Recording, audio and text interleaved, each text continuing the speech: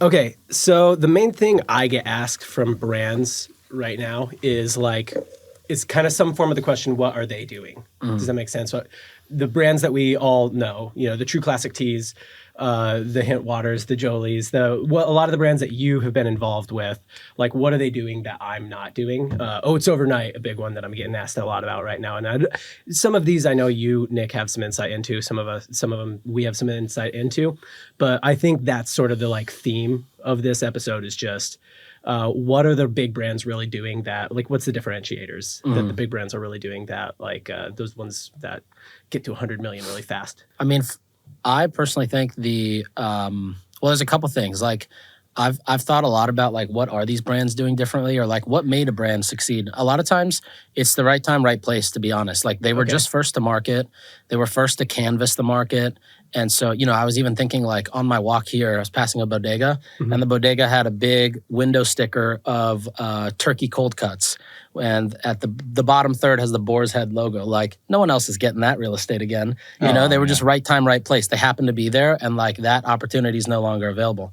Some of the stuff that some of the brands you named, I think do that well. But I think the other thing that they did really well compared to other brands that are still like competing in their category, but not able to get past a certain point or are kind of falling flat at a certain point, is a couple things. One is like they really stood out from not just being like a product business, but like a true brand. Okay. Like a really strong brand. It had a visual identity, a tone of voice, a personality, et cetera, right? And then I think the other thing that they did better than their competitors was a lot of times these fast follow competitors, they skip out on product innovation or product quality, and it comes through. Like I've worked with brands where they get to, 20 million online or 40 million online or 60 million like across all channels. They just can't grow because their product is not good enough to let it grow past a certain point. So I think it comes down to like product and also just product innovation, and then brand, and then underneath that you kind of have everything else, whether it's like new products being released, whether it's new formats of similar products, whether it's I just lost a thought in my head, but basically like some level of innovation, but some level of brand maintenance, right? Like you're not always running 20% off promos every month to juice numbers. You're like really building this brand strategically from the get-go. And so like those to me are like kind of the highest of level thoughts into what makes the difference between the brands.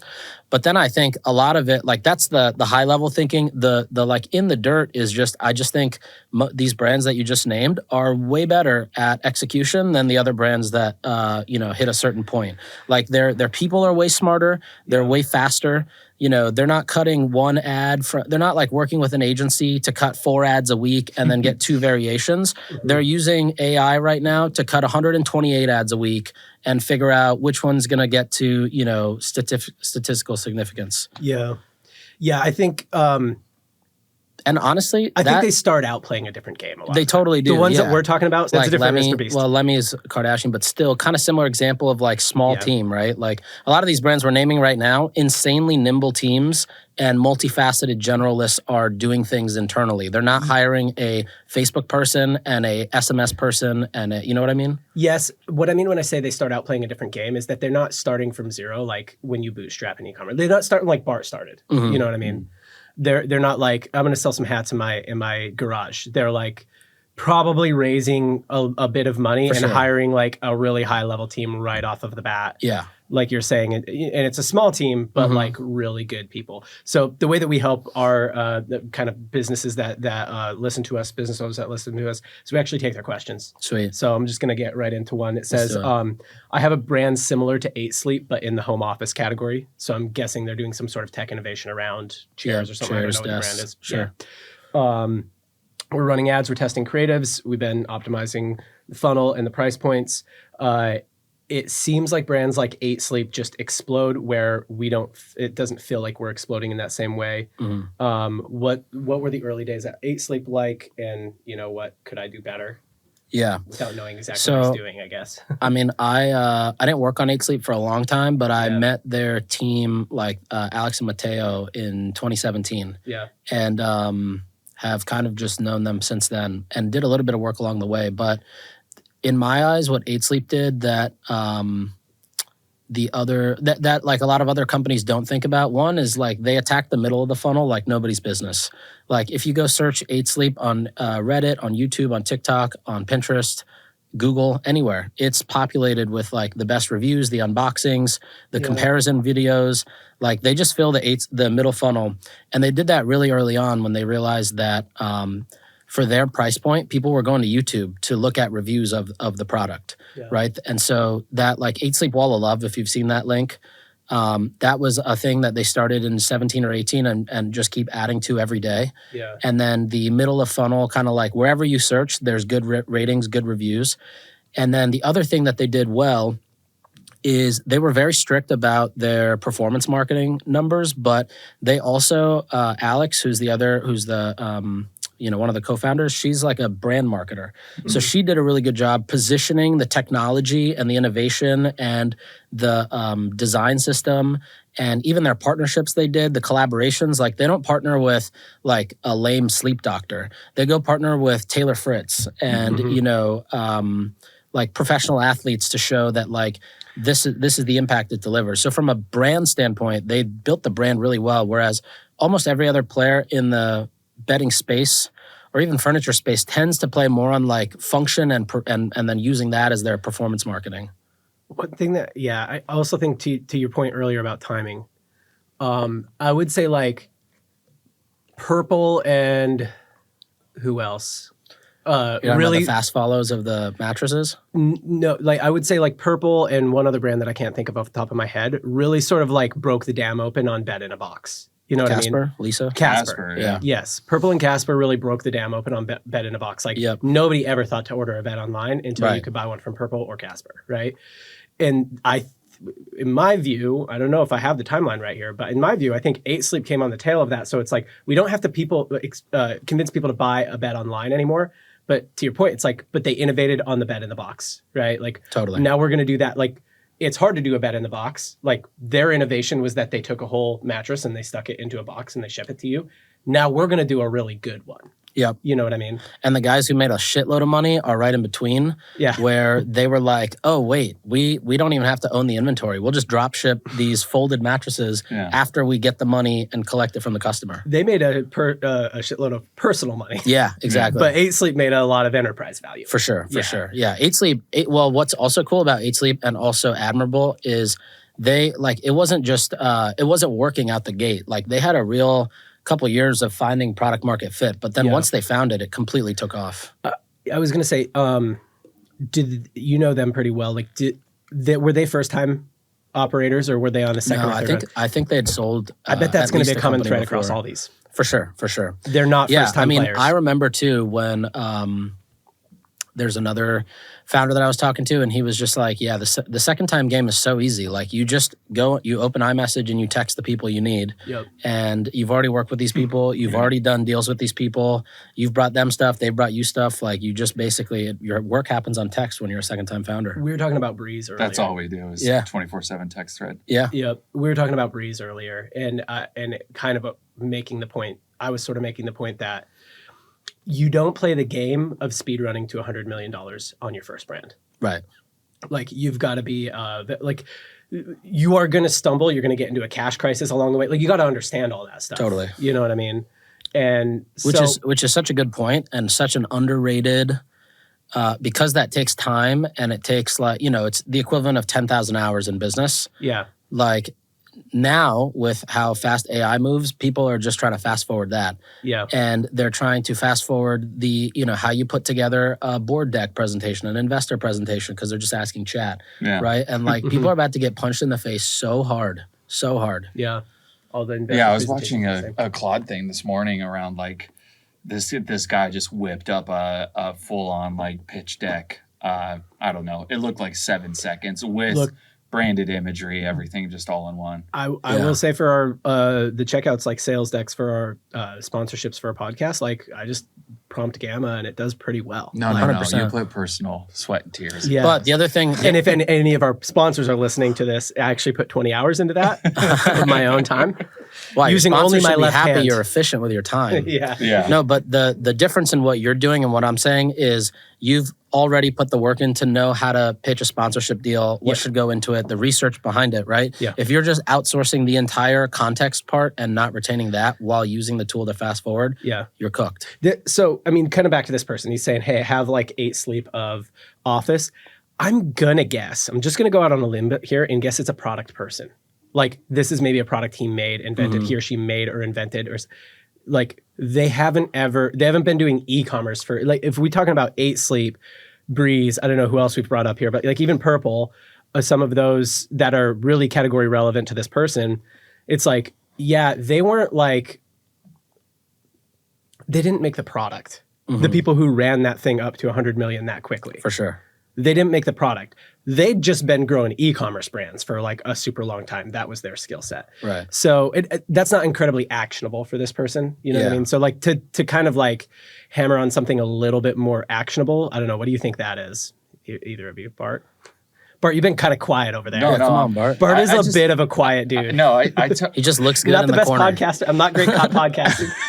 Looks I'll cool in let his John hat. do all the talking. No, I would agree with especially on the 8 Sleep side, like the connection between a popular figure and why that product is important.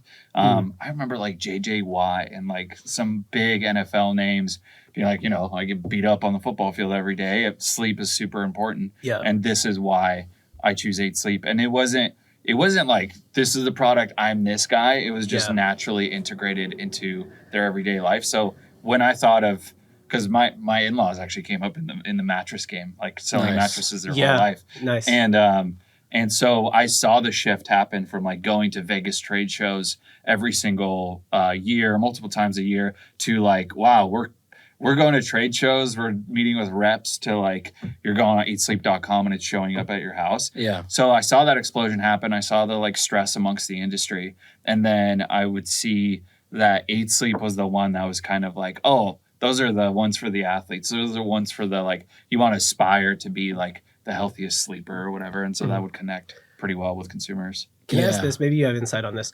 Because you said they were pretty strict about the performance marketing numbers. And given, we're talking about a brand that none of us admittedly have like a ton of insight on.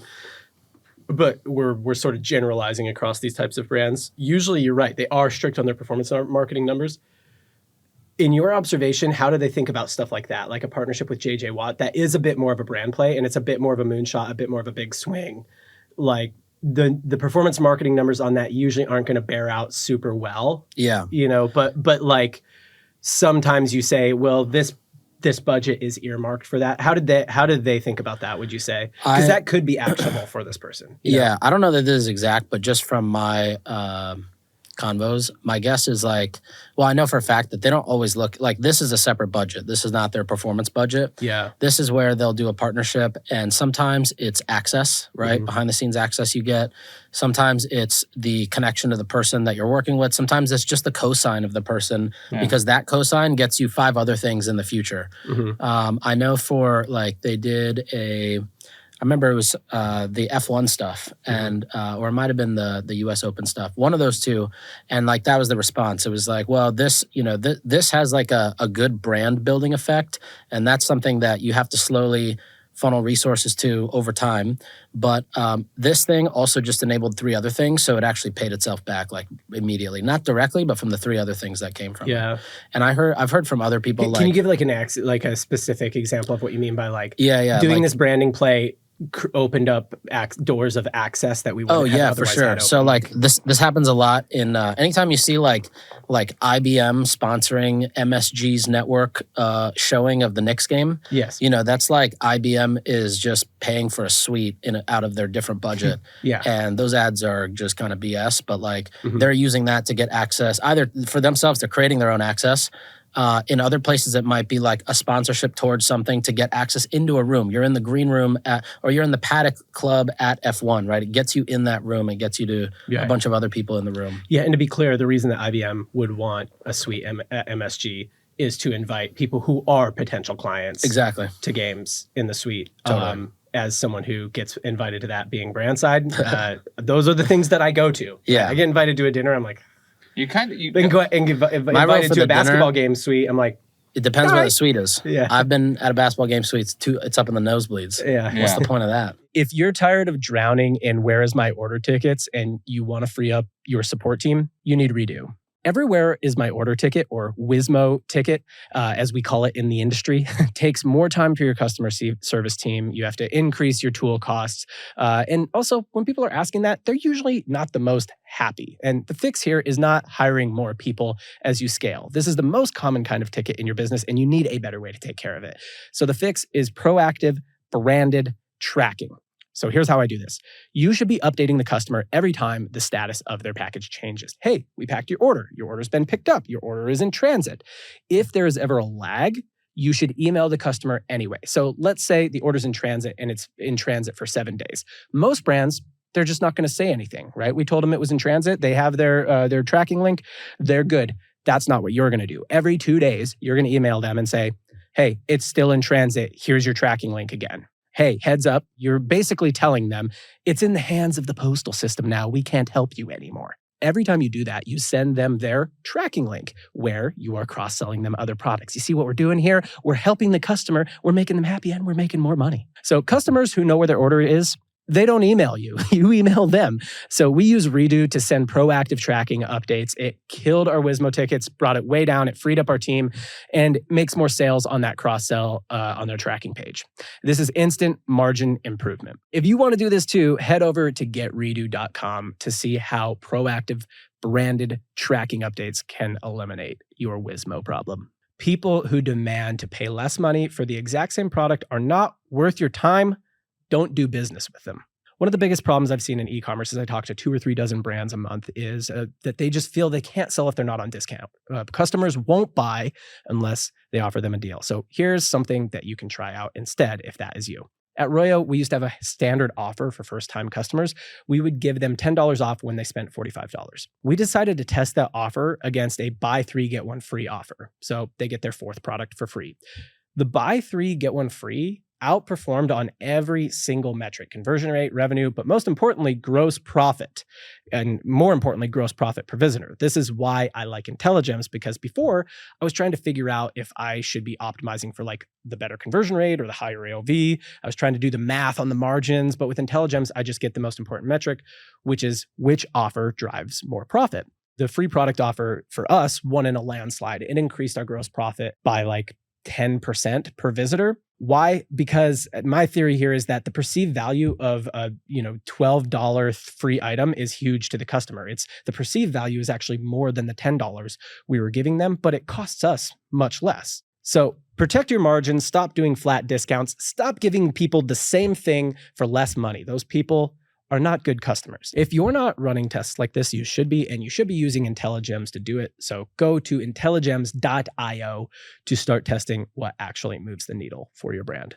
All right, let's get back to it. I agree though, like with kind of the long tail plays of doing stuff with athletes or doing things that don't have, instant performance marketing ROI. Like, I mean, we do it all the time. You guys do a ton. We work with athletes and celebrities and singers and all these people. Totally. The intent going into it is never, because we want to be a very human brand. Right. So like we never go into it being like, okay, if we're going to work with this guy and we're paying him this, it better be this return. Right. It's Yeah. like, no, do you know how much working with like this one person can open up for you down the road and maybe work with other people on that team? In the creator and athlete world, it's like the biggest thing, because when you work with one, it gives everybody else the social capital that like, oh, these guys are legit enough to work with that person, then why wouldn't why wouldn't I work with them? Just a real life. I was at Strideline Socks for 6 years and we worked with Marshawn one time. Mm-hmm. And Marshawn is still the face of the brand, and I left like 2019.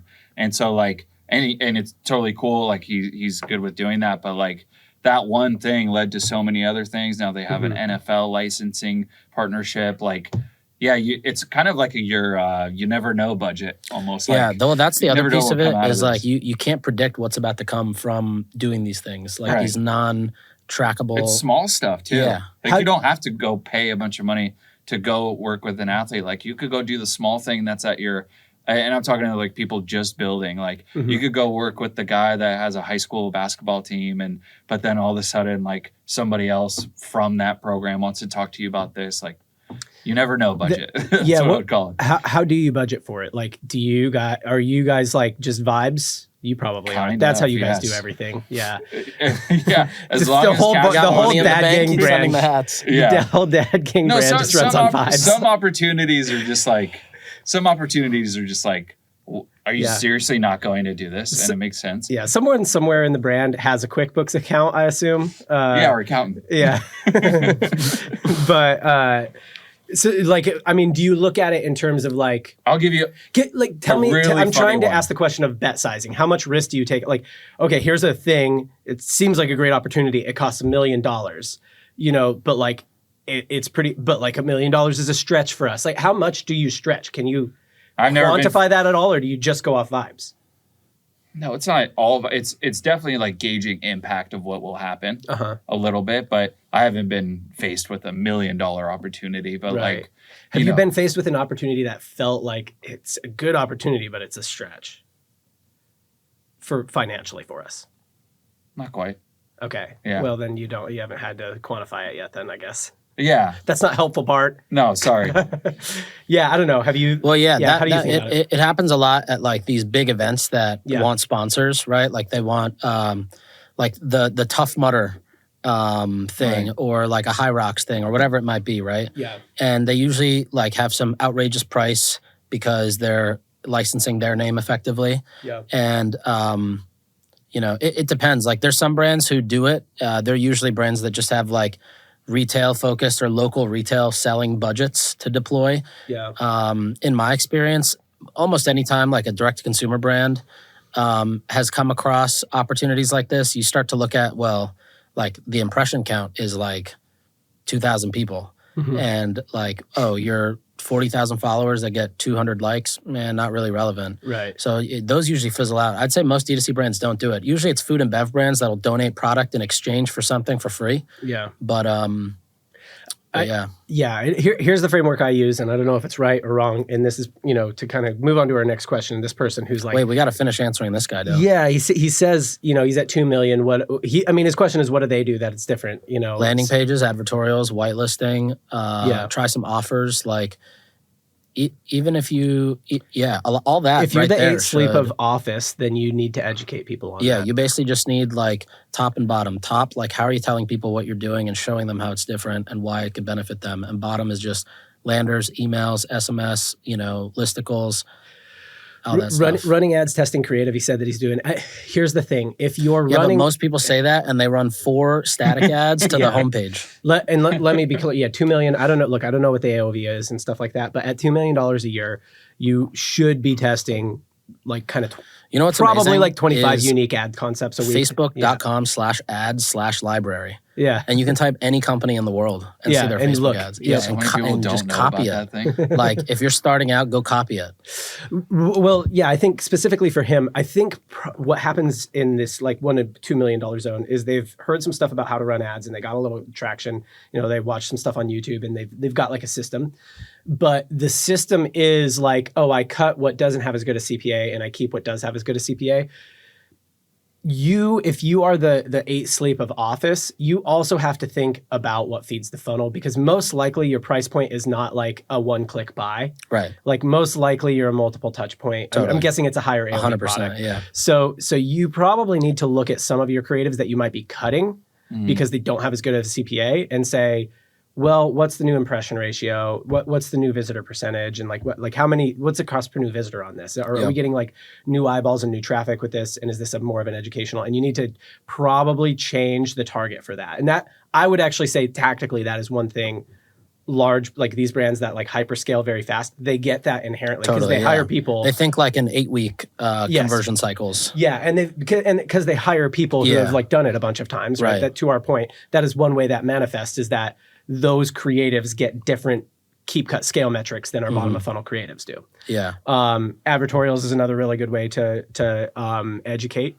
which, I mean, yeah, good formats for advertorials. I mean, you have a bunch, right? Oh yeah, tons. Yeah. Actually, I just made a site last night, write.nik.co, and you can write any advertorial. Project. Yeah, basically. But you can write any advertorial, like expert level from... There we go, write.nik.co. Yeah. And... Yeah. Do you like real But it's real completely free. There's no awesome. charge. Do Just you uses like my real credits. advertorial? Is it a lead magnet? Or are you collecting? No, leads? there's nothing going on. I finished it at 4:30 Give in the it back morning. to the people, dude. Yeah. Somebody Okay, by asked the- two brands By yesterday. the time this asked me- episode airs, you might have to give him your email and get on his newsletter to get on that. Yeah, yesterday, two brands asked me to help them with advertorials, and they sent me drafts. And I was like, this is horrible. But instead of rewriting it, I was like, let me create a little knowledge base of all the things I know about advertorials over the last 10 years, put it in, and then build an app to write them. Yeah. Tell me, do you like What's the stack? Is that Claude? Yeah. Yeah. you use Claude Code for it? Yep. OpenClaw. Nice. Dude, I crash like so. Okay, you've written a ton on advertorials. Obviously, if this person's like, yeah, I should do advertorials, go find everything that Nick has written, posted. All the stuff that material I've done on advertorials. What I'll say as a crash course is two categories here. One category is something that actually looks like an article and has like a very hooky headline. Other category is like what I'd call a branded advertorial. 5 reasons why your back hurts when you when you're at your desk all day, right? And that's going to be very like brand. It's almost going to be like a souped up product page, right? And most people in e-commerce have seen this. If you haven't, you can find it, right? Who's somebody who does those? Well, if you just Google like 5 reasons why listicle, you'll find it. You're going to find one. You'll find one. Yes, you're going to find one. Or just ask chat to write you the 5 best reasons. Yeah. to 8 buy Sleep your- does them. If you subscribe to Replo's, I mean, dude, Replo's not even a sponsor of our podcast, but if you subscribe to Replo's newsletter, they send templates like this out all the time. Yeah. So Replo is cheap. They're not a sponsor of our newsletter, but I use them. No, I just got a beta look into. I'll tell you guys off cam, but you put in any landing page, so like 8 Sleep's landing page that you really love, and it'll just take your landing page and Go to your match to site. your branding. Nice. And change up the words and everything, but it'll spit out the exact same flow. Yeah. There's so many resources like that. But with this, like to move away from some like technicalities, making office furniture the 8 Sleep, I think you would have to touch that that partnership middle funnel stuff. Yeah. Where like I would have so much fun taking like influential, whether it's like operators or business owners, and having them use these desks or whatever it is, and make content and storytelling around like, why should you buy their office furniture when you can go to IKEA or Wayflyer or any of these other, like you got to add some emotion, some people to it. Yeah. Right. Yeah. You go to Wayflyer to buy office chairs? I do not, but I would assume most of America does. I got mine at Staples. No, Wayflyer is the lending platform. No, not Wayflyer, Wayfair. Wayfair. Jeez. Yeah, that's true. Another plug for I'm sure Wayflyer's got a lot of office chairs though. another a lot of empty ones. Yeah. Oh, we might have to cut that. Oh. Yeah. Okay. So I would say that, like, look, my main advice here is if you're not like a multi-time operator, just don't feel bad. Like you've built something up to a couple million, like you're killing it. Just keep going. Right. Probably more creative testing. Give different metrics to your, top of funnel ads, bottom of funnel ads. Set aside a little bit of budget for like fun, cool opportunities. Like just set aside a little bit. Or create your own. Like do what you're doing. Like you created all your own opportunities. Yeah. Right. Yeah. And a lot of other brands do a good job of it. They host their own events, their own dinners, their own whatever's, like cheap and easy. Yeah, I mean, look, if it's office, the other thing is you can go enterprise here. Like, go into offices and be like, hey, I'm going to give you guys like 5 chairs. Like, I'm going to give 5 of your team members just chairs. And like, they're going to sell you. Mm-hmm. You know what I mean? Yeah. That's another play you could do. And that's also content while you're doing that. Totally. Yeah. Everything's content. That is actually, when you're running a brand these days, just, you got to think everything. Yeah, is pretty much content. every company is now just basically a content company. Yes. And if their product happens to be good, they'll survive. Mm-hmm. Yeah. All right, let's go to the next one. When you look at brands that have made it to $100 million versus ones that had early momentum and then stalled, what's the difference there? Let's see. That's like maybe Just the as better question. I Yeah, think. it comes to mind. Like one is a big one is talent. I think the talent that you usually need like different level of talent going like 0 to 5, 5 to 25, 25 to 75, and maybe 75 plus. And I think that the brands like 8 Sleep, Jolie, like those, what they do is they raise some money up front and they just hire their $100 million team right away. Not true, actually. You don't think so? Both of those, didn't they like both actually? So Eight Sleep continued to add just smarter and smarter people over time. And then what Jolie did was they were for the longest time, they were just a one employee plus two founders company. And they just had the best agencies around them. So like they like Sharma brands. Yeah, we were one, but they just always had other agencies involved who were, you know, if they weren't like able to continue pushing the boundaries and innovate, they would cycle them out. So they were very disciplined in that sense, which I think is almost just as good as like raising money and hiring up front. So that's one. I think the other one is like product innovation. A lot of brands just kind of stall, like they figure out, oh, you know, this is selling, maybe this is even in Target now. We don't have to keep innovating on product. There are some caps for products. That's a good point. I think that there are like some products that can get you all the way to $30 million. For sure. But they can't get you to 100. Yeah. And so like you do have the product expand to get to 100. Right. But that's tough when you made like one product line that got you to 30 because you're like, shouldn't that just be able to get me? Totally. It feels very risky. Yeah, no, 100%. I mean, there's some, like, a lot of supplement brands that have a wide variety of supplements, like maybe 80% of their sales come from 2 or 3 products. I would say the ones that speed run to 100 million almost always found some sort of product market fit that had that much run. And then they started adding But stuff. if you get stalled, your product might not have had that much run, if that makes sense. Yeah. I'm not saying that very well. No. What you're basically saying is the market punched you in the face, and you have to, like, face that reality. Yes, for the ones that stalled. Exactly. But a lot of the ones that speed run there, it's like, yeah, they found a space that had that much play and they scaled into it quick and they got there. Yeah, 100%. You know? True Classic Teas is a great example of this. You tried to launch True Classic Teas today, you would struggle to 100 million. For sure. It would take a long time. For sure. Right, but it's like they found that space, they scaled it early, and then, you know, other brands... They're just nibbling on their toes. Yeah, I mean, I'm trying to not think of exact knockoff brands, but like Dad Gang, I'm not saying you guys are going to stall, but like if you got stalled at 30 or 40, it would just be like, okay, you know, like it just, that had this ceiling of like, you could only get to 30, 40 million efficiently. Yeah, with whereas True Classic was able to get to 100 efficiently. You know what I mean? It was a lot of times the biggest difference is a non-controllable, which is just how much tailwind is there in the market and how fast does it take you there. Yep. But that's not very actionable. I mean, they didn't really ask for actionable. They asked for the differences. Cool. Yeah, cool. How do the high-level brands decide what to focus on and ignore? Specifically, there's new channels, attribution, tactics posted all the time, and AI tools all the time. How do I differentiate between shiny object syndrome and stuff that I should actually be focused on? Well, to be honest, really good question for almost anybody. But. Yeah, to be honest, I think a lot of this starts at the top. Like, there's some brands I work with where if the founders are like locked in and they're like, you know, we have this CAC goal to hit because of this. We have to hit this. Our attribution needs to look like this. I need to see these daily reports. Like, you can bet that company's going to be totally fine. You know what I mean? Well, they might miss some stuff that isn't shiny objects. Does that make sense? No, for sure. Right. I guess I'm assuming this person's talking more on like the... How do I not get FOMO? No, like they're asking? More so like, I guess what I'm trying to say is like the whole push of innovation and finding new tools and figuring out what to focus on and what metrics should be their North Star and what they should look to automate versus not. Like, I feel like that thinking starts at the top and distills its way down.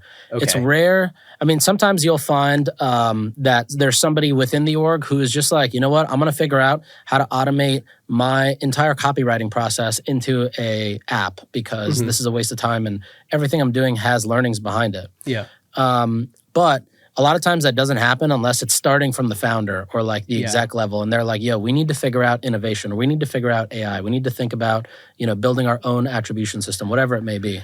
I would agree. So how would you advise founders on, because I do think you can get on a slippery slope of playing with tons of AI tools. For sure. You can save 10 tactics a day on X and LinkedIn. Yeah. You know what I mean? Like, I think there's that's so many advertising channels you can test. And And so many people say like test everything, try everything, and I'm like, that's like No, kind of the terrible worst idea. advice. it's not terrible even advice. working at that. I feel like that You're not even job. working. Once you're testing everything, you're just dicking around, honestly. Totally. Yeah. That job of the conductor of the track, choosing what you ignore and what you focus on, like, is the job of the CEO. Right. Right. So I think that if this person's a CEO or a founder asking, I think they're asking for like heuristics. Yeah. you I mean, use. to be honest, if or I were, heuristics the best people, like the best operators use for yeah, that. well, it's a tough question because like if you're building a mascara brand and you're looking to see how True Classic is using AI and like what they find important, it doesn't make sense either. Right. My recommendation for a lot of founders, like in the sub 10 million, or even if you're a marketer at a brand that's sub 100 million, is like go build a group chat with people in similar sizes around you, maybe slightly above. And like that's where you're going to find the alpha of whatever, whether it's how you decide to better forecast inventory or use which AI tools or, you know, something similar to that nature. I think just to like on that note, we have like a private Slack that's like 22 operators, CEOs, founders deep. Yeah. And all pretty successful brands from what I know, and a couple media buyers that have spent like billions successfully. Yeah. And it's like, even in that group chat, there's not a lot of conversation around like, what do you think of this tool? What do you think of that tool? Yeah. Like There's some. There's a little bit, but for how many people are in there now? Yeah, and because how you know why? But that's separate. Because like everybody else is going to be like, who's getting paid to say that? You know? yeah. But in this, like, Well, it's kind of the tone's been when like, when it's a tight group like that, it isn't like you know what I mean. That's like where you can talk about the stuff. yeah, we kind of like I started it and I kind of set the vibe around like, don't come here to like No shit. spill any Yeah. shit, and then like, but it's funny this subject in general because when I was at an agency, your newsletters were like the most poppin' thing of all time, and so I worked on 30 brands in 2 years. It was stupid. Yeah. And but like our founder and some of these CEOs, we would like I'd hop into work and like I just don't enjoy Sundays the were the worst. client-facing stuff. And then you get an email and be like, okay, Bart, like cool that we're doing this, but Sharma said do this. And I'm like, Dude, fuck this guy. I know. You know, the biggest. Have you heard about these 5 reasons why advertorials? No, you know what the biggest So disclaimer I funny. need to always put is like this is what, based on what I saw in the last maybe 2 to 3 weeks. Yeah. This might not apply, but like find the golden nuggets that apply to you and take Use them. if useful. But they're Exactly. so easy to do that. You like subscribe to a newsletter, you go on That- X. that's what and I then mean. And then you Yeah. look at your business and it's like, oh man, I just saw 10 optimizations today. Why aren't we doing this? And it's Yeah. like, I don't know. We at Dad Gang, we're always sending pictures of Blinders. racehorses with blinders on. Yeah. Because it's like our goal is to sell hats and Right. build community. Those are the two things. Yep. Right. And anything that can help that, truthfully help it, not like test out and try and maybe it'll work. Let's do that. But Yeah. everything else is a distraction. That's good. I think that my heuristic for this right now, and the heuristic I see amongst like pretty good operators, a lot of it comes down to, we keep saying the same thing, experience. People who've done this 2 or 3 times have a pretty good filter just on their own, right? Yeah. They also have a good network of a handful of people they can text and say, have you tried this? Is it good? Right? Before they like take demos, right? But tactics is a big one because everybody is worried that they're not using like the latest tactics and Totally. stuff like Yeah. that. And they get newsletters like yours, and then they do what I call flyovers, right? Founder flyovers, where they're like, why aren't we doing this with our Totally. landing pages? Yeah, right? forward. Yeah. you've ruined many you of should have a agency headline. people's lives. Might I not used to work get for those you. too. Yeah. I used to get those flyovers. I used to get, how come we're not spending on Cheddar TV? Yeah. Third Love is doing a $400,000 sponsorship. We should be doing that. Like, Yeah, no, we well- shouldn't. Absolutely not. Yeah. Let Third Love waste their money. Yeah, exactly. All right, let's talk AI tools, but with email. There's a lot of AI tools out there. Every single platform is telling you, hey, we rolled out an AI tool, which is awesome, but sometimes it can mean nothing. So one of the things I love about working with Attentive is not only do they present AI tools and let you know when they're available, but for us, they walk you through them. You get to do a trial. You get to see if it's even working before you sign up. And at the end of the day, it almost feels like there's no added cost to adding these tools. That might sound crazy, but I just added AI Pro, AI Grow, AI Audiences, AI Send Time, and all these AI enhancements to my Attentive stack. And it's been incredible. Like we use Attentive. I'm not just writing for Attentive because we use it. There's other platforms out there, but these tools are insane. Like AI audiences, you always think your segment is perfect, right? Oh, I'm so good at segmenting my audiences. But now you can turn on AI audiences and that segment gets cleaned up even more. It doesn't deplete the segment and remove people. It's just cleaning it up to give you more people that are more likely to act on a send, an SMS send, or an email send. And it's just been great. I turn it on almost every single time. So if you haven't yet, get Attentive because it's awesome. Email and SMS in just one place. And then check out their AI tools. You don't have to just jump in, get a 60-day trial or whatever trial they offer you. They'll prove out that they work. And from there, just have fun. I consult across 10 e-commerce brands totaling $250 million a year in revenue. And this is the affiliate incentive strategy I would use to go from $5,000 a day to $20,000 a day without running a single paid ad. So once I'm already doing $5,000 a day, I really want to flood the algorithm. So I would make a very specific offer to all of the affiliates that I've already recruited. And this offer would be as follows. If you make 200 videos in 1 month, I will pay you $2,000. You can do any variation of this, 300 videos for $3,000, 1,000 videos for $10,000, whatever you want to do, okay? But the goal here is to just basically offer like a really good flat fee incentive for a thing they control. They control how many videos they make. So they can make a lot of money if they just make a lot of videos and you are going to flood the algorithm with your videos. The beauty of this is only like 95% of them are going to do it, but a bunch of them are going to make like 100 of the 200 videos. So it's going to be great for you. And you're giving them the money if they do it. All they have to do is like grind. The rules are they have to post all 200 videos on TikTok, but they only have to post 10 of them on Instagram. So they can pick their 10 favorite and post them on Instagram. So this challenge is this moment we're going to start managing TikTok and Instagram separately. We're already doing like a couple million a year now. So TikTok and Instagram are going to require separate strategies moving forward. So once I set this incentive program in place, I'm going to use Social Snowball to track the number of videos posted and where they were posted. This is going to make it very easy for me to track my challenge, know who made it, know who didn't make it, and make the payouts right there in Social Snowball. This is one of those things that wouldn't have been possible before a tool like Social Snowball existed because you would have had just like the craziest Google sheet trying to track this. At this point, I'm also going to use Social Snowball to launch a tiered program, so bronze, silver, and gold tier. And this is going to motivate affiliates to level up. So they post all 200 videos. Now they made 20 sales. They went from bronze tier to silver tier, and they got an extra bonus for that. All they got to do is make another 20 sales in their gold tier, and they get an extra bonus for that. So I'm moving my affiliates sort of like up in status, right? I'm getting them more sales from me. I'm having more interactions, and I'm turning what are mercenaries, just people who are in it for the money, into missionaries, people who love my brand. I track the tier movement like a sales pipeline. I do this all with Social Snowball. So this is part 3 of a 6-part video series on going from 0 to 50K a day with no paid ads. I'm going to launch a video every week, but if you don't want to wait, you can grab the outlines of my videos so you can get all the info right now. Just comment affiliates on this post and I'll send you those outlines. If you're not already running an affiliate program using Social Snowball, you should be. So head over to socialsnowball.io and tell them we sent you. All right, back to the show. So here's my heuristic for it.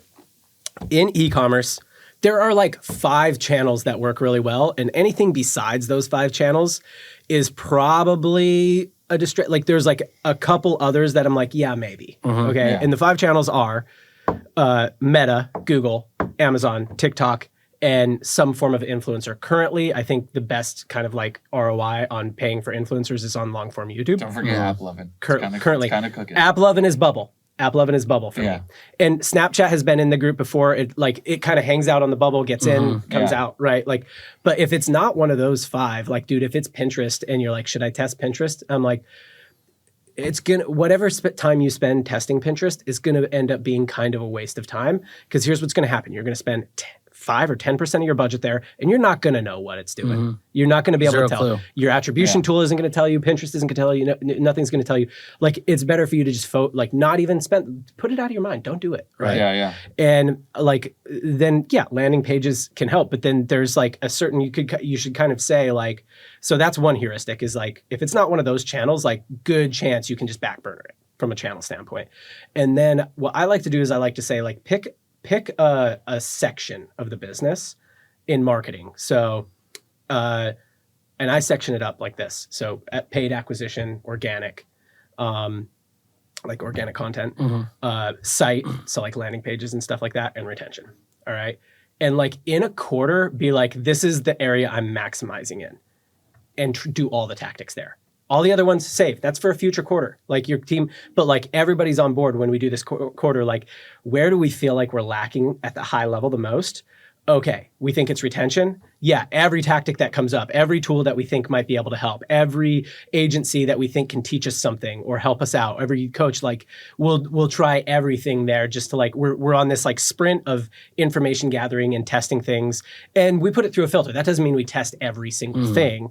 You know, there's a filter, and like a network of people, like you said, can help a lot. Like, yeah, I tried that. Don't bother or whatever. But like, just do that for whatever the thing is this quarter, and like everybody decide that ahead of time. And that way, when the founder comes by and says like, yo, why does our organic social suck so much? I saw this thing that Alex Garcia posted that we should be doing a social show. And it's like, well, that's not our focus this quarter. And we already decided that up front, right? So like bookmark that for our quarterly planning, and we can decide if next quarter organic is. So that's the best heuristic I've come up with for it. Yep. I like that a lot. Yeah. No notes. Cool. Notes. Bart's like, ours is a 3-year long, if it will help us sell ads. Oh, Yeah, the we only just thought text actually it that out. came up is like Yeah. the reason people don't do that is because they have zero patience. Yeah, and once you get some traction and you have some resource, dude. Yeah, then you think wanna try everything else dude. is just a waste of time because you're like, I'm speed running now, but you're not. Yeah, You're speed running It's into a got to brick be wall. really bad right now with AI. You know what you should? Oh, dude, the the- AI especially. Like That's the hold on, tools for Bart, it.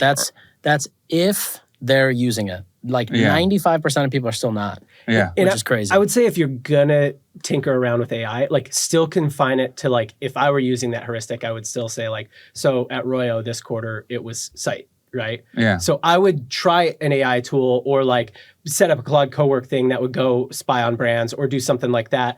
That would be like, okay, was this going to help us optimize our gross profit per visitor, which is what I'm optimizing this quarter on site side. I'm launching landing pages. I'm launching pricing tests. I'm launching offer tests. Like that's what I'm up to this quarter. So if I'm going to play with AI at all, it's got to help me do that. Otherwise, it's and are for a you different using client. AI in any of that stuff you just mentioned? I'm not. No.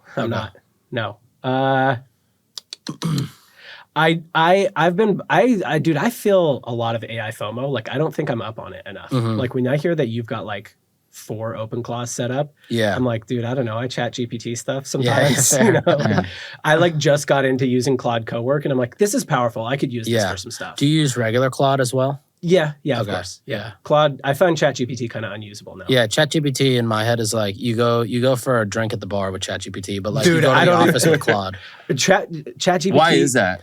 ChatGPT is Hermione Granger. dude. Well, I don't know, but my only reasoning I can think of is the Anthropic guys are apparently ex-early OpenAI people. Yeah. So my guess is like they left OpenAI and they're like, oh, let's make the more like office-friendly version. Yeah. And to their credit, they do. Like they plug in with Fireflies, with Gmail, Calendar, Drive, Yep. like Slack, everything. Yeah.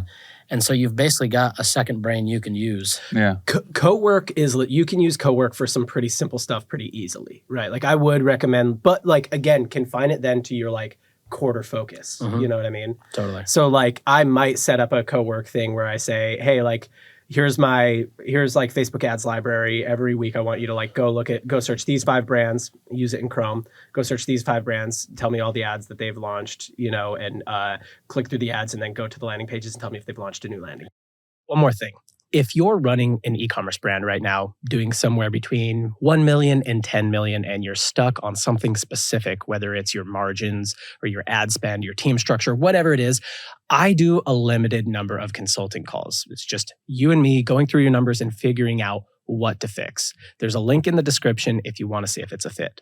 The other thing, like going back to network, and you mentioned like if you started a brand before and you have a network, like finding people that are well versed in all this stuff. Like he could hit you up and be like, "Hey, is Claude worth it for Royo right now?" Or I have a buddy who is like the head of. And is anybody using like a Claude Code thing? Yeah, that's like helping with retention. Or like my buddy's like head securities engineer for Lululemon, and I'm just like, "All right, let me know any of the stuff worth for me right now." And he's like, "Oh, we should maybe look at that." So like, the people that are already up there doing it, you should just hit them up and be like, I'm almost distracted by this. Should I jump in? And then you can get some better Fully info that agreed. way. Because on our last like round of shooting, you said you were just playing with everything, like all the AI, like image generators and and video I got generators. stuck on and I'm Hive. gonna be honest with you, I was like, I'm the worst person. I'm gonna be obsolete like next week because I'm not doing that. Yeah. You know what I mean? But I'm like, it's just like you have to confine it to your focus. Can I give you a real example of somebody who like I talked to today, and I think they will set up a Claude co-work thing?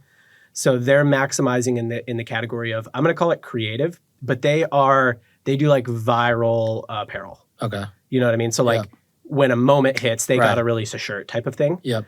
And I'm like, okay, like how do you do that? And they're like, he's like, I just kind of use my taste and I'm like, all right, you need to like take that out of your brain, like go back and forth with it, with Claude on it, take it out of your brain and like set up some workflow for Claude co-work to go through on a regular basis. So like every single day, twice a day, it's saying, hey, here's like 4 trends that I want to surface to you that like might be worth a shirt. Mm-hmm. Right. And I'm like, start there. And then over time, like maybe create a scoring system for like what you actually want to launch a shirt around and stuff.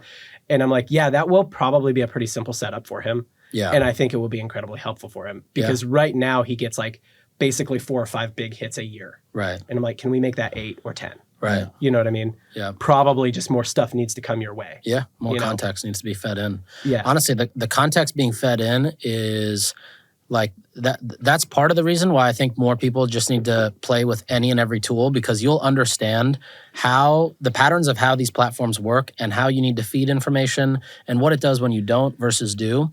And like that first party data is about to be the most intense thing, right? Yeah. Whether it's like 2 examples.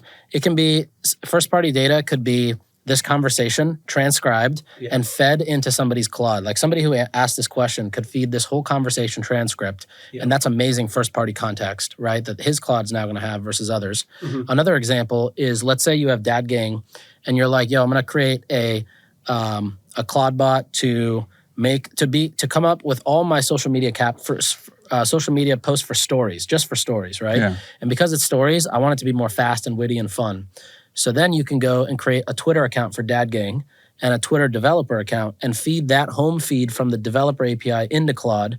And now Claude is just browsing Twitter as your customer, seeing what they would want to see or what kind of content they'd want to see, and then use that to make creative and then post. Mm-hmm. Yeah. And damn. Yeah. Well, yeah. Back to that. Yeah. Like first party data, right? That is another form of like first party data you can feed in. Yeah. But the more you can feed in, the more precise it gets. I do want to clarify something you just said. And you said that's why you need to play with any and all of these. Yeah. If you just sold your company and you kind of got nothing going on for a little bit, then you should be playing with any and all of these. All right, then I'll give you a list. You go to be more practical because people are busy. All right, go to Figma AI, go to Perplexity, go to definitely use Claude. I would check out Journey, Jurni, getjourney.ai. I would check out Higgsfield. I would check out Kiva, Kiva. I would check out Is this in order? Is this an unordered list? No, unordered list, but they're all kind of different tools, right? Replit, Cursor, Lovable. Mm-hmm. Some are web creators. Some are for AI creative. Yeah. Some are like Figma AI. You can literally design now within Figma using chat. Yeah.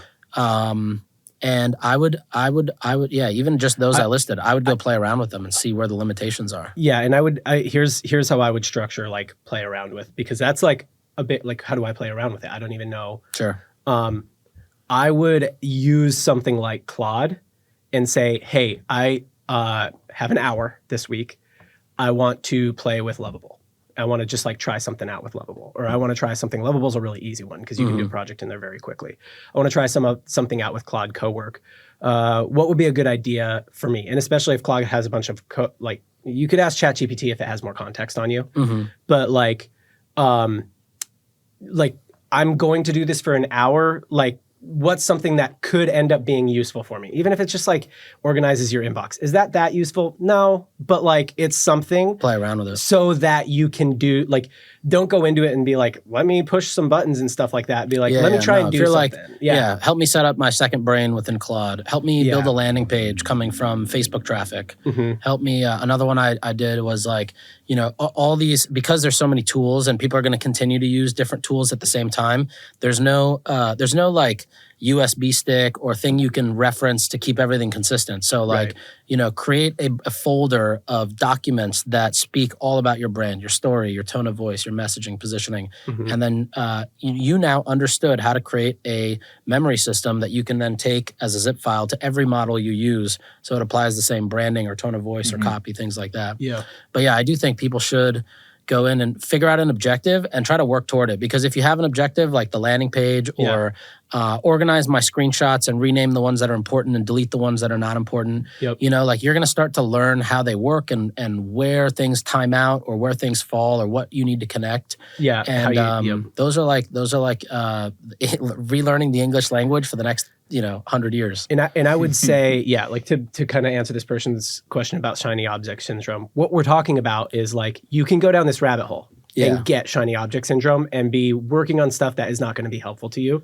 which is like, you have to constrain it some way. Probably you need a time constraint on it. And probably you need to say, okay, I'm only going to try and work on stuff that is in the product, is then in the category of my business that I'm maximizing right now, which is creative or content or site or something like that. Just to dumb it down, you got to get good at saying no way more. Yeah, like, for sure. Any founders that like have if you have traction, brands, traction, you do. They usually end up saying that because it's so easy to say yes to every opportunity, and then once again, you're not working.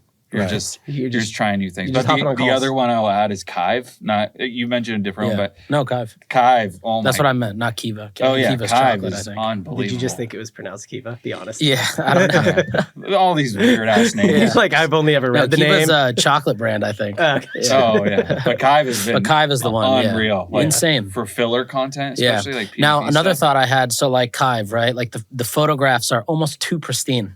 And yesterday I was at a friend's office and he was doing a shoot and the photographer put this spray in the air, almost like hairspray, and it's called atmosphere spray. And then I was thinking, wow, how do you figure out, like for a person who's just getting the Kive, how do you go figure out all the little things you can, like now I can tell Kive, pretend there's atmosphere spray in the photo. Yeah. It'll feel more realistic. Like you almost got to somehow study still the basics so that you can apply it in this world too, if that makes sense. Yeah, the really cool thing about Kive, and known from the Slack channel, like I always post stuff I create in there, and like the one thing is that you can take photography you find on like Pinterest or any photo you see on Instagram, like even one of your family. And you could be like, hey, take this photo, keep the exact same feel of this photo, put X product on it, in my case, it would be a dad gang hat on that person's head, and it is like 100%. Yeah. Well, what's cool about that Kive is like you spend a good amount of time defining the actual product image, right? Yeah. And uploading a ton of references, which like Gemini doesn't. You don't do that on Gemini because like most people just look for a one-shot response. But it's a sick platform. I tried the Google one, the Google Labs. Nano Banana. Oh no! You're talking about Google Labs, the branding tool. Yeah, Google Labs branding tool, and they have a photo shoot tool within there now. But it's still like hats are different. Like you have stitching and realistic elements to it that like some AI platforms just can't get. But like we make a suede hat, a corduroy hat, and Kive just nails the textures. I'm like, that's $100 a month. Like it's ridiculous. Yeah. Totally. Do you run it as ads? But just for like product photography. It's not great at video. Yeah. Plus you're not really supposed to. Yeah. I love dad gang hats in a video and it's not a real person. Right. Those I think are corny.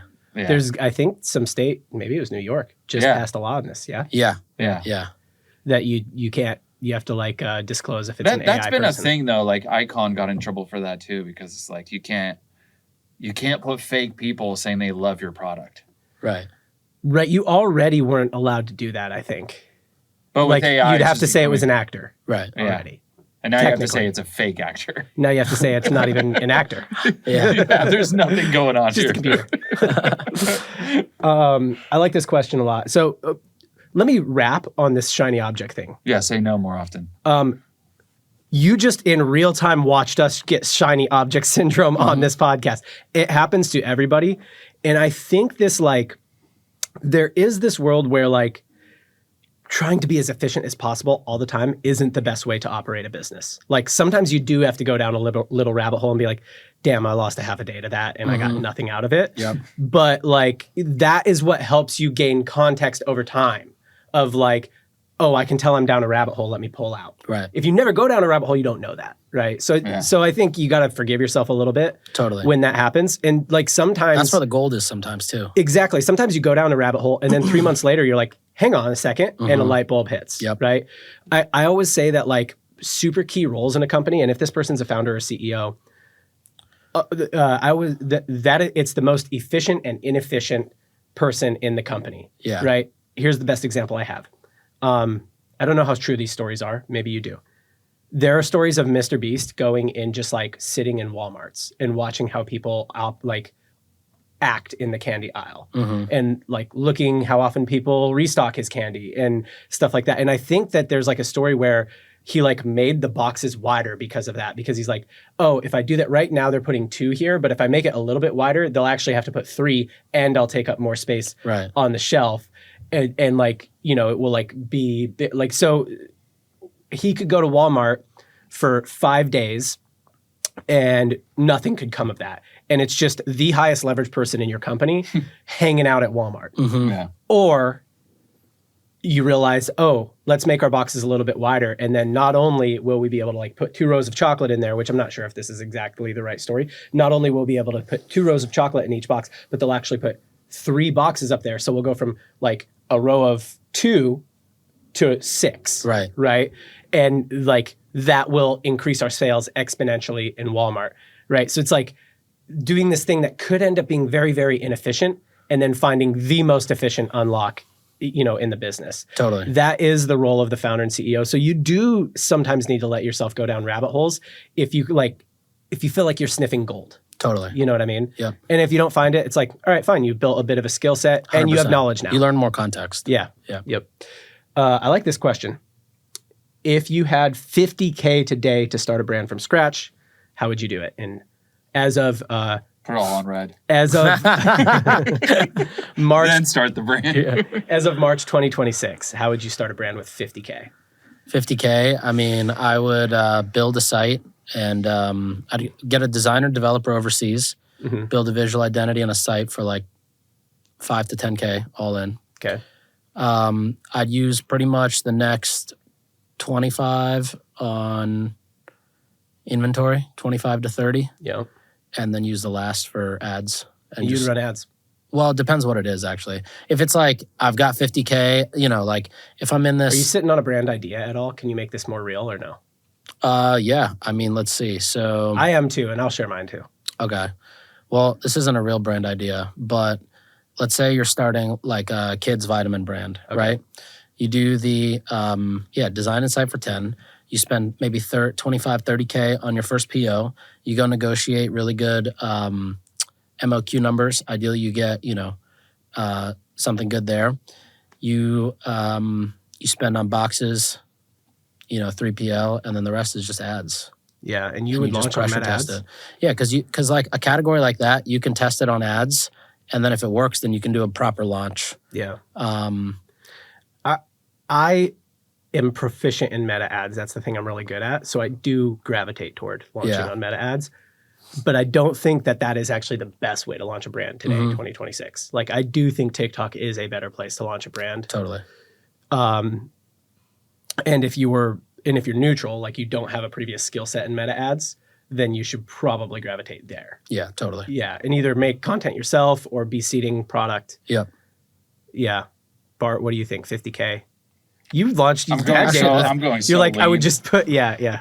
Yeah. Well, I didn't even need anywhere close to that. So like, I probably wouldn't spend. It all depends what you're starting, but like I wouldn't. And I I wouldn't. think let me actually rephrase the question that they said. Yeah. Because the idea of this whole episode is like, what do the like heavy hitters do that others don't? If you had 50K to launch a brand and you wanted it to be one of those heavy hitters, like you can launch a brand where you're going to make a decent personal income, and it's never really going to get to 100 million, you know? Yeah. But if you're like, no, my goal is to like make a heavy hitter brand and have like this huge exit in the end, how would you deploy 50K? I do like launch? inventory and ads as like the main places you spend, because that's where you end up anyways. Yeah. Right. So as your business grows, we spent $750 to start our business. So it wasn't anywhere close to 50K. That'd be nuts. But as you build and you grow, like your top 3 expenses or whatever you want to categorize, it's usually ads and it's usually inventory. Yep. And then from revenue, you're taking cash flow to buy more inventory. But I wouldn't overbuy inventory for something that doesn't have, some sort of early result. So if you can somehow like half your inventory order to test it, to see if there's demand, and then have some agreement with your factory or whatever to re-up once that demand is proven, then that's probably like a more efficient way to just have more cash still for other things as you're building. But yeah, I would still go meta first. And although TikTok's great, I don't think it's great for every brand start. Yeah. Not every, no. Yeah. But like Royo wouldn't have launched on TikTok. Yeah, exactly. Because basically who we found traction with early on were 50, 60-year-olds who were like, oh, I can have lower blood sugar and still eat bagels? Great. Like, not a lot of 18-year-olds have that problem. Okay, here's my brand idea. All right, so this is I think that a business that could live on its own, that literally anybody could go out and start tomorrow, is a variation of an idea that I'll cite the Corner Office podcast for, which is a super fun podcast if you like just like random business ideas that aren't necessarily e-commerce. He was traveling somewhere and he was like, oh, I saw this thing on the side of the road that said like hole in one, win $10,000. And it's just a golf, like one hole on a green in a field, and you're like, I don't know, 100, 200 yards away. I think it's 100 yards away. Yeah, that'd be a part. You get a bucket. Yeah. And if you hit a hole in one, you win 10,000. Nice. And the bucket, I think, is $10. So they've mathed it out. Wow. And they're making some sort of profit on this, right? I think you could do the same thing in a lot of different sports. And I love basketball. I think you could go to courts all over the country and be like, you hit 3 threes in a row, I'll pay you $100, $10 to play. Mm-hmm. Yeah. And I think 3 threes in a row, I could take that. Yeah, you can kind of set it up anywhere. But a lot of people are not going to hit 3. A lot of people that don't play basketball would do it. 3 in a row is tough to hit. Like, look, there's some courts you go to, you're going to get hustled. They can hit shots. But like 3 in a row, even for somebody who's make it 3 out of 5. This is basically the equivalent of that. Like, this was my variation. Business. Yeah. If you couldn't get somebody to play, I would say start on a make. You know what I mean? So 3 in a row, you get to start on a make. There you go. Yeah. So if you miss the first, your first make is shot 1, right? Yeah. I think you could get people to play. I've asked a bunch of people I hoop with, like somebody came up to you and said, "That would you do it?" They'd be like, "Yeah, probably $10. I'll take a flyer on it." But like, and I don't know if that's the right math, but you figure out the math where it's like, I like that $10 to play, 100 win, 3 in a row. If that's the right math, where it's like, yeah, only 1 in 20 people win, I have a margin. Right. Already, I think that's a good business and it's good content, right? Yeah. Now attach a brand to it. So everyone who loses, you're like, hey man, sorry you lost. Here's my like shorts from my brand, from an ecom brand. Everybody gets a pair of shorts, even if they lose, right? I think this loser shorts, yeah. Like I can't shoot, something like that, or like a shirt that says like I can't shoot, not a shooter, seg off, And I do think like a comedic basketball brand would be funny, like slow, white, fat, can't jump. Like, that's what's on my shirt. Adam Sandler basketball brand. Yeah, truly. Yeah. And so like everybody who loses like gets that. I don't know if anybody, like, I think you would have to make it cool maybe for people to buy it. Mm-hmm. But I do think there's a bunch of people who would like ironically wear a shirt that says I can't shoot to their pickup runs. Yeah, you know what I mean? Yeah, totally. And so like then you attach the ecom brand. And then I'm like, I think you cash flow it just on the game, honestly. Yeah. Yeah. And so I maybe would start this brand print on demand, maybe, just because it's like quicker. You know what I mean? Includes like physical activity, setting up hoops and all that stuff. Right? So I think I'd go to I think where I would spend my money is I would hit up some of the street interview people here in New York. Yeah. To go to Washington Park and to go to the Rucker and go to like some of the. Oh my gosh, you would rake some of the famous courts. See, I hear that and I'm like, I'd rather sit in my boxers and make money. Yeah, that's true. Well, I'm not going to go to the courts. Yeah, fair. I'm going to pay some people to go to the courts. Yeah, how many Right. shots we get off today? Yeah. Well, look, actually, I might go to the courts because I might just think that was Need fun. more shots. Please fix. That is fun, but it could be like the debate table at the college campus too, where you're like, you can't make 3 threes, prove me wrong. Yeah, and yeah, win yeah. $100. Yep. That's a cool idea too. Yeah, you could go to every city. Like honestly, just the content play there you could end up You building. can make a brand called 3 threes. Yeah. Just off that. 3 threes. Yeah. Yeah. No, so this is my idea for an e-com brand right now. I think you could probably just do the game and launch it that way. You know what I mean? And I think you could POD the brand if you want, but you could buy some inventory. Like I'd be fine to spend some money on like a low MOQ. Yeah. The thing is, if you do an e-commerce, like an apparel brand, and this is why I'm like, okay, to get to 100 million, you do have to have a bit of a movement. For sure. You know what I mean? Either you have to have a very innovative product, which I have no ideas, or you have to have a bit of a movement, like Dad Gang. Community, Yeah. And I'm like, I think that like hoopers who would like ironically wear a shirt that says I can't shoot or things, I think that's a bit of a movement in the basketball space where it's like a very cocky space. But I also think there's people who are like, yeah, no, sag off, that's fine. Like, and then they'll hit a 3 on you anyway. You know what I mean? Yeah.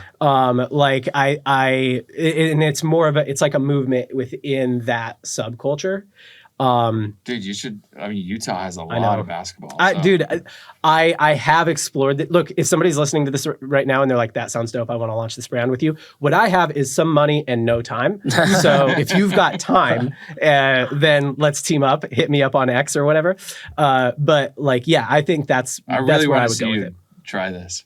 I know. Like, I know that you sounds do. so fun. I know. Yeah. And the problem is I'd probably be like, well, I actually want to go do the content. So then I would just spend all You'd my have time to go to the first one. I mean, For that's the launch of your thing. But like, especially with some of these street interview like agencies now, it's like you probably could be like, yeah, just like crank out tons of these, dude. And you could probably get them to give you a bit of a discount on the pricing by being like, I'll split like off of the game. Yeah. Like whatever we make off the game, I'll split that with you. Totally. You know Dude, what I you mean? could go hire all the big basketball creators in different tier 2, tier 3 cities to go run these. I know. yeah. Yeah. Give And so them an that's iPad with once the I had proof UI. of concept, then I would just go to like, I mean, Tristan Jass is too big, but like other, like especially Who's people the who guy are that plays everybody one-on-one in Yeah, the yeah. fight? I know. MK dude. Yeah. Yeah. Oh, yeah. Dude, I was thinking of him the whole time. Yeah. Or Friga. Yeah. He's the other These one. guys are too big that you're saying. Yeah. You got to get the next tier down. That's but okay. Although that might be a good like face of the brand, you know? Yeah. Yeah. You could, you guys both, Jack Appleby? Yeah. Yeah. He, like, I was like, he might not be a bad person to partner with on something Totally. Or like there's this. Bucket You know what I Squad mean? too. Yeah. Right. But he's got his own Right. big brand already. Yeah. You're like, there's these and one guys. Wait, I don't know these- if you've heard of them. No, but they're gonna, yeah. Hopefully these You're big like Bucket Squad, who already has a brand. but these big creators could like easily just hear this and then pop this up at their next thing, you know? Totally. Yeah, no, I literally think you like what I like about it is you don't have to be famous. This is my current idea. It's like that a carnival game. I'm very hot on this idea right now. I just don't have any time to do it. But Yeah. this is how I would look for some opportunity like that, where it's like, could I self-fund this with content somehow? Or could, I don't know, could I like, what's a different angle? You have to have either product innovation or a movement. So how can I make a movement in a subculture or something like that? That's where I would look for. So I would spend with 50K, maybe a bit of money on inventory, but I'd spend almost all my money on people doing this content. And if I spent 50K on that many videos Yeah. and it didn't work and I wasn't making money on the game, because then I could potentially start to just self-fund it with the money we make off of the game I think itself. you need $100 in a basketball to Yeah. Yeah, right. Not even maybe 100. maybe slower, but yeah. Yeah. But then if it wasn't working at 50K, it'd be like a good signal for like, this isn't going to work. You know what I mean? Like with that many videos, this doesn't work, or this isn't going to work. Totally. You know what I'm saying? That's what I would look for if I had 50K to start a God, brand. the It's like, content. where can behind I that say would be this so isn't going to funny. work if I get there? What? The content behind that would be so funny. I think so, yeah. It's like watching people trying to make putts and stuff. Like, Yeah, that they're It's like really- so confident because it looks not that hard. you can do this with putts. You can do this with soccer goals. Putts is you can another do soccer goals. Yes, literally whatever sport you like. Yeah. Just think of a challenge where people are like, yeah, I could do field that. goals. Yeah. Yeah. There's Dude, every- Totally. think of, this is what you Tennis serves. think of Anyway. every Yeah. 30 to 35-year-old dude who used to play high school who thinks he sports. still has it? Right. Who's like, oh yeah, that's easy. I could do Hometown it hero. now. For sure can't do it anymore. Yeah. Goes and looks at their high school baseball trophy in the gym. Yeah. We get that $100. Yeah. Okay, I think this is a good round the table question to end on. Yeah. What is one thing you wish every e-commerce brand owner understood about scaling that almost nobody talks about? I would say like, blinders on. Like you have to have blinders on even when you're scaling. You have to be very good at filtering through what you're doing and what you're not doing. Like that's really most of the game. All the stuff behind that is what either gets you on a good path or gets you lost in the sauce. Yeah. And I think a lot of people just assume they can they can just copy what other people on the internet are saying has worked for them. Yeah. And they think that's scaling or it's working for them, so it should work for me. But, unless you put in your own like 10,000 hours into each part of that, you can't really like get to a point where you're scaling and like doing it properly. Mm. Yeah. Like you might just be scaling and running right into a brick wall that you don't know is right in front of you. Yeah. Yeah. Like so Blinders on. Blinders on. Yeah, I get so like give me an example of how, like, again, contrasting someone who's like has momentum and then like fizzles versus someone who actually like hits $100 million. Mm-hmm. What does blinders on look like? Is it like the blinders fall off and that's why they fizzle? Yeah, blinders fall off. What does the blinders falling off look like? You know what I mean? Like, what do they get distracted by? Yeah, blinders falling off could be, we should do the CTV test. They're going to give us 10 grand in credits if we spend 20. Yeah, spending all the damn credits everybody will give you. Yeah, or we should. Our competitor is on TikTok and Snap. How come we're only on Meta? We should be on there too. Like that kind of stuff is where you want blinders on.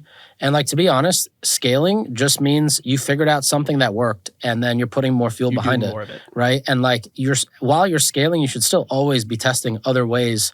Because like scaling is really just like it's like a vine, but like you're gonna have to build other vines off of that. That one vine is not gonna always take you to the end. Yeah. So I think blinders on is blinders on, and like figure out what works for you. It's not gonna be the same thing for everybody. Yeah. If I were to tag that, I think a good framework is more, better, new. Yeah. So like you should just try and do more first, right? Like before you do anything even better, you should just try and do more of whatever's working. And if that's not working to do more of it, you should try and do it a little bit better. And then new. Like new is the worst risk adjusted bet. Totally. You know what I mean? Yeah, I just heard on another pod that like, when people are like, oh no, that already exists, we shouldn't do it. It's like, well, why not? Something that's already existed, it means it works. Yeah. Yeah, no, that's a good one. Bart, what do you think? Blinders on is probably, he stole yours. Yeah, you might have taken mine. But you said it earlier. A little bit, but like I'm speaking for the people kind of in the beginning of stuff. Like, we went from 100 hats to almost 1 million hats sold in 3.5 years. But the one thing we like kept true and working at an agency and stuff was just like I would speak to CEOs and CMOs and founders all the time that were always worried about the other shit. Yeah. It was like always like, so we did 1 million last year. How do we do 2 million next year? Why? Let's come up with some arbitrary number that we have no proof. No, we can you know hit. what the worst is? A CFO being like, so our sessions look to be up by 16% coming in March. What can you expect for May sessions on the website? Yeah. Like, what are you talking about? No, I think a lot of scale and all that talk about going to the moon and all that shit needs to be like, it needs to calm the fuck down in general, like because everybody's talking about it. But when we started building Dad Gang, I was like, let's see what happens, right? Rather than like, oh my God, we sold 100 hats. How do we sell 200? Yeah. Okay, 200. How do we sell 1,000? Right. Like that was never the goal, was to like wake up the next day and think of a scale goal immediately. And I think a lot of people get an early win and then start thinking, oh my God, I need to be like Eight Sleep, or I need to be like Casper, or I need to be like Allbirds, or whatever you want to be like. But stop thinking about scale so much. Yeah. Honestly, be in the business, be working on the business. And I think a lot of the time it does show up organically. Yeah. And then when you do find wins that do work for you, lean into them more. Like, let's dumb down what scale actually is, like you just said. Yeah. I have like I guess kind of hot take that like, I hate projections and I think most brands shouldn't do them. Fully agree. Like they just... You are talking to one that does not. I know. And I love it. Most brands shouldn't do. Most brands, the projection's not worth the paper it's written on anyway. No, and projections work if you've got like insertion orders for media with guaranteed CPMs and impressions and all that bullshit. Sure. So our 3PL asks me for projections. And this is why people do them. People get pulled into it by their vendors and you got to just be like, I don't know. No, but I will say I love our 3PL and I like doing it for them because they need to know during the holidays, do they need 6? Do they need 6 people on the line? Do they need 12 people on the line? But what I do is like, the simplest math ever. I'm just like, all right, last year on ads, we spent this much and had this many orders in December, right? We've grown as a brand. We have some momentum. I'm going to project like a little bit of a lift and a little bit of more spend. And so like, if I'm spending this percentage more, I'm expecting this many more orders. I literally wrote this out on cardboard one time with a Sharpie. And I sent them a picture of the piece of cardboard. And they're like, all right, cool, thanks. And then other than that, we're just... What I always say about it is like, if you're projecting because you need to know how much stuff to order, that's like one of the only legitimate reasons to project. Yeah, it's physical then goods. But you don't have to be like you should you should err on the side of under projecting then. Yeah. It's way better to have more demand than supply than more supply than demand. Yeah. You leave money on the table both ways, but one problem is objectively worse to have. And so like just under project it a little bit, but then people also tie that to their projection that they do to give their team goals. Yeah. And so then they feel like they need to be over ambitious with their suppliers. They get themselves into cash. I have a whole soapbox about why I hate projections. No, they're just like ego numbers. Right. Yeah. And so it's like, for the most part, it's not like worth even doing. And another thing is that you spend how long doing it when you could have just been like working on the business all that time. Yeah. Like I like what you said about like easy docs. Focus on ease and being in the business, like focus on activity. Or if you have an activity if you have a decent accounting team or an accountant, just be like, hey, dude, I need projections for the 3PL. Can you look at last year's? Yeah, err on the side of being conservative. Yeah. Yep. There you go. Boom. Tell Claude to do it. And all the Another other use case for platforms you Claude. name. No, literally. I think what's one thing you wish every e-commerce brand owner understood about scaling that almost nobody talks about? If I'm thinking about what do people not understand about scaling a brand to 100 million that nobody talks about, it's that it's just a different life and you most likely don't want it. You know what I mean? I would say the answer is in the question. It's the brand part. Like no one knows how to build a brand. They sell products on ads mostly. And if you scale to 100 million and that was your intention up front, I mean, some brands just like bop their way there, I feel like. You know what I mean? Because they just had so much tailwind in their category. Yeah. But if you're not one of those, I almost said somebody, but then I was like, that's kind of mean.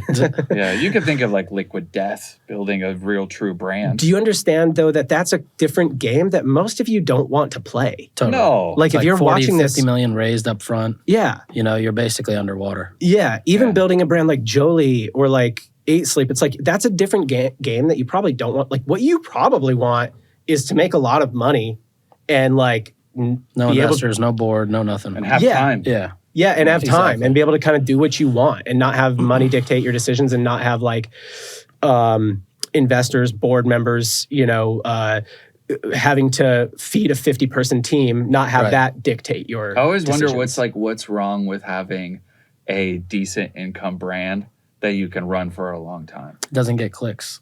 When you post a Twitter thread about it, it doesn't blow get up. clicks. Yeah. And people hate on it more because they're like, wait a second, I'm struggling to raise $2 million only to do $4 million and have investors breathing down my neck every other week and asking for a board deck while you're making $700,000 of personal income every quarter. Yeah. Yeah. You know what I mean?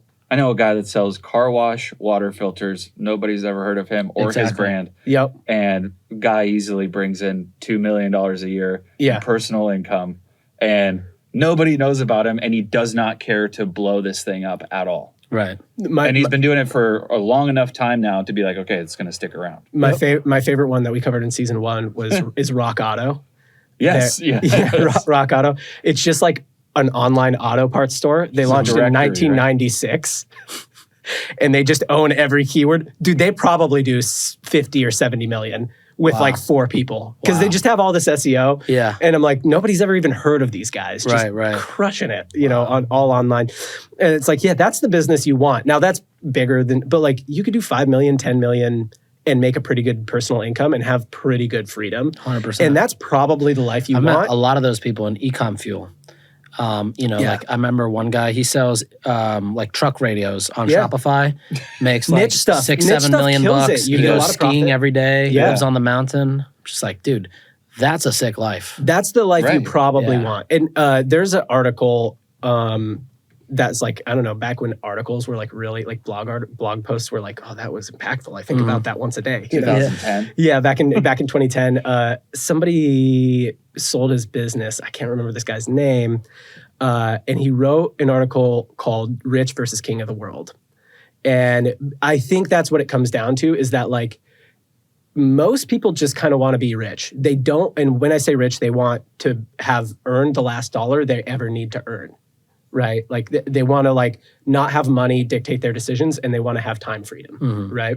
That's what most people want. Some people want to be the king of the world, or have their like brand, their company, their thing that they built be the king of the world. Now, some people start out wanting to be rich, and then when the opportunity arises to be the king of the world, then they want that. And that is a category I could put dad gang in, where it's like, you might have started out just wanting sort of like money and time freedom, but then it's like, okay, now we have this opportunity.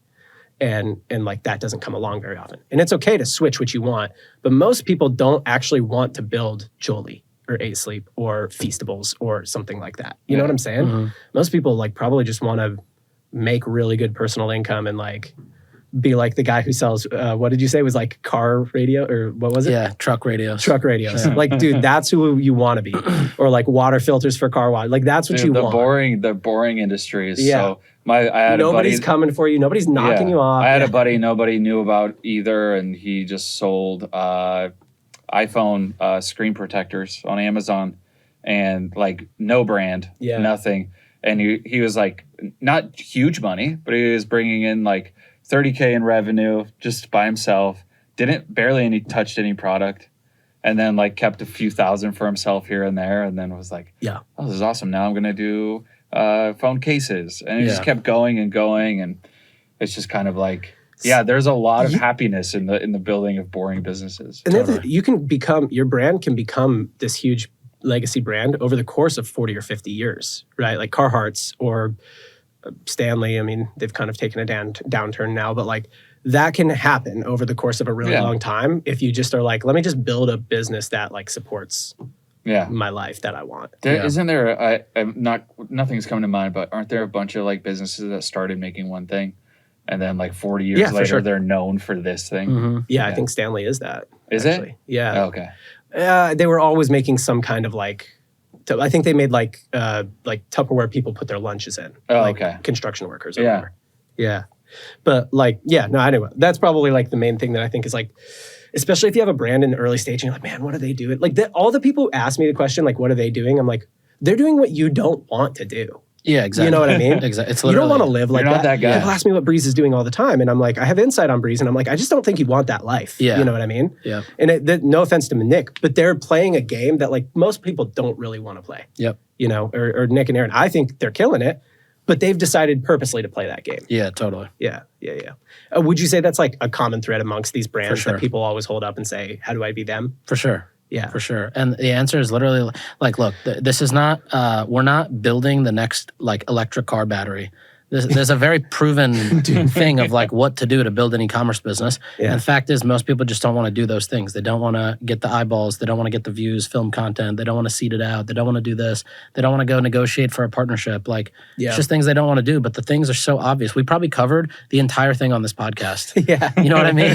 Like, if you watch one podcast and build an e-commerce, it's probably this. Like the things are all there of what to do. It's just so you got to do them. Yeah. I always tell people are always like, you know, like how do we get to from the 20 million to the 50 million mark? Well, you got to focus on building a brand and you got to get eyeballs and you got to do this. Like they're like, oh yeah, we thought that was the right direction. Yeah, you knew that was the right direction. You already knew that because you got to 20 million doing that. Yeah, you just have to do it now.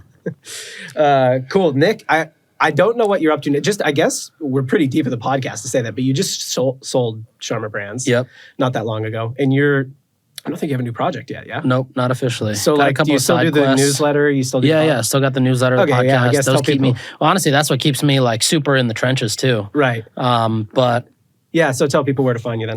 Yeah, just hit me on Twitter, Mr. Sharma on Twitter, Nik.co, my site. Nik@Nik.co is the email. Write.Nik.co is the advertorial thing. Yeah. Whatever you need, I got you.